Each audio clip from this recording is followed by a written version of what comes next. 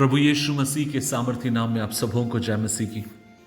अजीजों, ये कितनी ही सौभाग्य की बात है कि हर दिन अपने जीवित ईश्वर को पुकारना, अपने जीवित ईश्वर के पास पहुंचना और उसके नाम की आराधना, स्तुति और महिमा करना।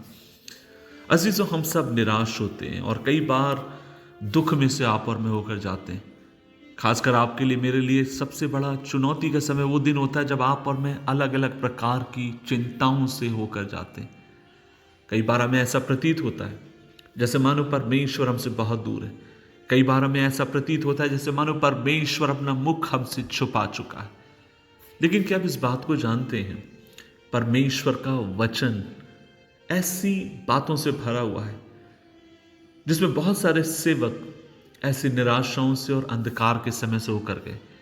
लेकिन जो महत्वपूर्ण बात थी वो ये थी कि ऐसे समय वे लोग उसमें लगातार बने नहीं रहे, दुख और निराशाओं में, लेकिन वे परमेश्वर के पास लौट कर आए।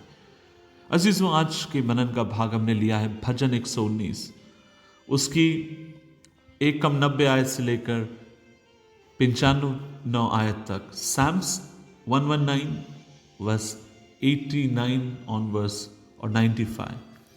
और मैं आपके लिए वहां पर पढ़ूंगा। मैं 95 को पढ़ना चाहूंगा। लिखा है, हे यहोवा, सदा के लिए तेरा वचन स्वर्ग में स्थिर है।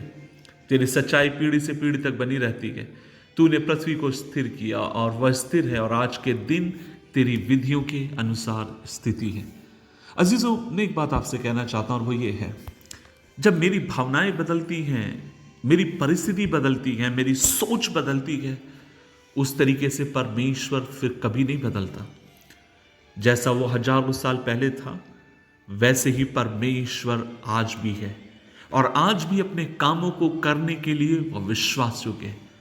उसने आकाश में तारों को लचकाया, समुद्र, लाल समुद्र को उसने 2 भाग कर दिया। 5 रोटी 2 मछली से उसने 5000 की भीड़ को खिलाया। 4 दिन के मुर्दा व्यक्ति को उसने कब्र में से आवाज देकर उसको जिंदा किया और वो बाहर आ जाता है। अजीज, मैं आपसे कहना चाहता हूं, वही परमेश्वर आज भी विश्वास योग्य परमेश्वर है। एक बात आपसे कहना चाहता हूं, कई बार मेरे इर्द गिर्द रहने वाले जो खुदा के खादिम हैं, परमेश्वर के दास हैं, वे मुझे बहुत अधिक प्रभावित करते हैं।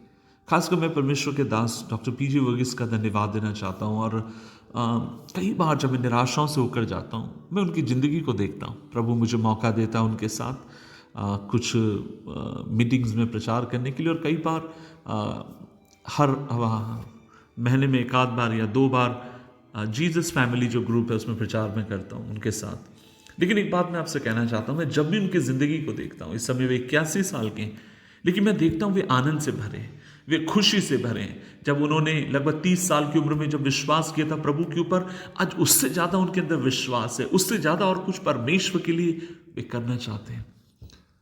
अजीज़ों, हमें चाहिए, हमें परमेश्वर के ऐसे लोगों से हमें इर्द गिर्द हमें घिरे रहने की आवश्यकता है, और न केवल पर लोगों के ऊपर, वरन हमें परमेश्वर की विश्वास योग्यता को भी याद करने की जरूरत है। उन बातों को जो चीज आपके मेरे जीवन को स्पर्श करती है। हमें निराशाओं में हार नहीं मानना है। हमें विश्वास करना है कि मेरा परमेश्वर ऐसे समय में भी मुझे शक्ति दे सकता है। हमारी भावनाओं को परमेश्वर ऐसे समय में भी संभाल सकता है। ऐसे समय में भी जब मुझे सब कुछ नकारात्मक और मेरे विपरीत नजर आ रहा है, ऐसे समय में भी मेरा परमेश्वर मेरी परिस्थिति को बदलने के लिए विश्वास योग्य है।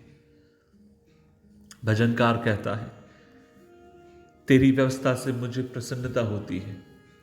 यदि तेरी व्यवस्था से मुझे प्रसन्नता ना होती तो मैं अपने क्लेश में नाश हो जाता। मैं तेरे उपदेशों को कभी ना भूलूंगा, क्योंकि तू उनके द्वारा मुझे जिलाता है। तो उनके द्वारा मुझे जिलाता है। आज सुबह के समय आपसे कहना चाहता हूं, यदि आप निराश हैं, हताश हैं, परेशान हैं जिंदगी से, खुदा के वचन के ऊपर विश्वास करिए। प्रभु के वचन में ताकत है आपकी परिस्थिति को बदलने के लिए, आपकी सोच को बदलने के लिए। प्रभु का वचन सामर्थी है। एक बात आपसे कहूं, हम कई बार लंबे समय सेवकाई करने के बावजूद भी हम लोग भी चुनौतियों से होकर जाते हैं। कई बार मन में अविश्वास आकर दरवाजे पर खटखटाने की कोशिश करता है, लेकिन ऐसे समय जो चीज हमें हिम्मत देती वो है परमेश्वर का वचन। हमारे इर्द गिर्द चलने वाले परमेश्वर के कई भक्त लोग जिनका जीवन आज भी आपको मुझे स्पर्श करता है। प्रभु पर भरोसा रखें। अगली बार जब अपने आप को आत्मिक रूप से थका हुआ या असहाय आप महसूस करें तो याद रखिए आपके पास एक विकल्प है, और वो विकल्प ये है, परमेश्वर के पास लौट कर आइए, उसके वचन के पास लौट कर आइए। वह विश्वास योग्य है आपके जीवन में अपने काम को करने के लिए। दुआ करें। प्रभु जी धन्यवाद, तेरे वचन को मानने से और तेरे वचन के पीछे चलने से हमें आनंद मिलता, और होने दे प्रभु जी आनंद हमारे जीवन का बहुमूल्य भाग हो। तेरा वचन सहायता कर, अनुग्रह दे। जब इस दुनिया में हम जीते समय प्रभु जी एक सकारात्मक सोच के साथ हम जिए, इस विश्वास के साथ हर चीज मेरे प्रभु के नियंत्रण में है। यीशु मसीह के नाम से मांगते हैं, आमीन, आमीन, आमीन।